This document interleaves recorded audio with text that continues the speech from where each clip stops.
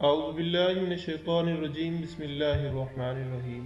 السلام علیکم خواتین و حضرات، آپ دیکھ رہے ہیں نالج فیکٹری۔ آج کا ٹاپک ہے اسلام اور جینیاتی انجینئرنگ۔ خواتین و حضرات، دور جدید کی طبیاتی تحقیق میں جینیاتی انجینئرنگ کو خاص مقام حاصل ہے۔ کسی شخص کے جینز کے مطالعے سے اس کا نسب، اس کی زندگی کی تمام بیماریاں اور اس سے متعلق بے شمار ایسے حقائق جنہیں عام حالات میں معلوم کرنا ناممکن ہے، جینیاتی انجینئرنگ ہی کی بدولت یہ ممکن ہو چکا ہے۔ خواتین و حضرات، ڈی این اے کی تھیوری سے یہ بات ثابت ہوئی ہے کہ انسانی جسم کے ہر خلیے میں انسائکلوپیڈیا کے 10 کروڑ صفحات کے برابر معلومات تحریر کی جا سکتی ہیں۔ یہ دریافت جہاں سائنسی تحقیق میں ایک اہم سنگ میل کی حیثیت رکھتی ہے، وہاں اسلامی عقائد کی تصدیق و تائید بھی کرتی جا رہی ہے۔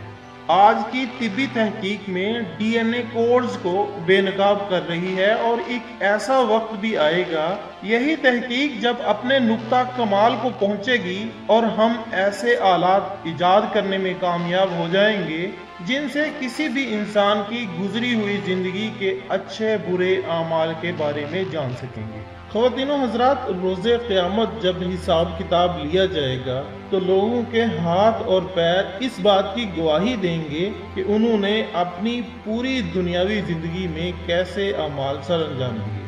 سادہ لو عقل اسلام کے پیش کردہ اس نظریے پر ہنگامہ کھڑا کر دیتی ہے کہ ہاتھ، پاؤں یا دیگر اعضائے جسمانی آخر کس طرح ہمارے خلاف گواہی دیں گے۔ اس ضمن میں اور بھی ہزاروں سوالات انسانی ذہن میں سر اٹھاتے ہیں جن کا جواب ڈی این اے تھیوری میں مل سکا ہے۔ خالق کائنات اپنی کتاب قرآن پاک میں یہ ارشاد فرماتے ہیں، آج کا دن وہ دن ہے کہ ہم ان مجرموں کے منہ پر مہر لگا دیں گے اور ان کے ہاتھ ہم سے کلام کریں گے اور ان کے پاؤں اس کی گواہی دیں گے جو وہ لوگ کیا کرتے تھے۔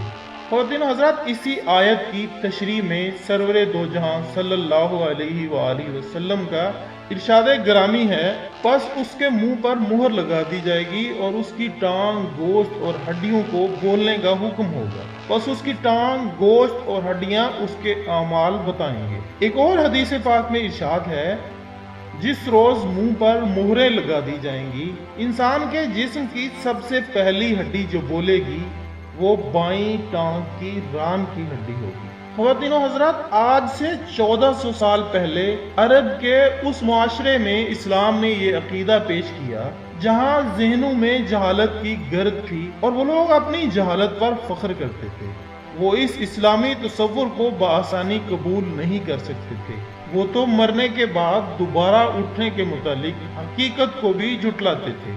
خواتین و حضرات، آج کے اس ترقی یافتہ دور میں بھی ان کفار و مشرکین کے نقش قدم پر چلتے ہوئے بہت سے غیر مسلم اسلام کے بنیادی عقائد کی تصدیق کرتے ہیں۔ اگر وہ جدید سائنسی تحقیقات اور ان کے نتیجے میں ظاہر ہونے والی حقائق و نظریات کا بخوبی مطالعہ کریں تو وہ اس حقیقت پر پہنچیں گے کہ اسلام ہی آفاقی سچائیوں سے معمور دین ہے جو ہر شعبہ زندگی میں انسانیت کی رہنمائی کرتا ہے۔ جینیاتی انجینئرنگ کی تحقیقات جسم انسانی کے ہر خلیے میں اتنی گنجائش ثابت کر چکی ہے جہاں 10 کروڑ صفحات کے برابر معلومات تحریر کی جا سکے۔ بغیر خوردبین کے نظر نہ آ سکنے والا معمولی خلیہ اپنے اندر اتنی وسیع دنیا لیے ہوئے ہے۔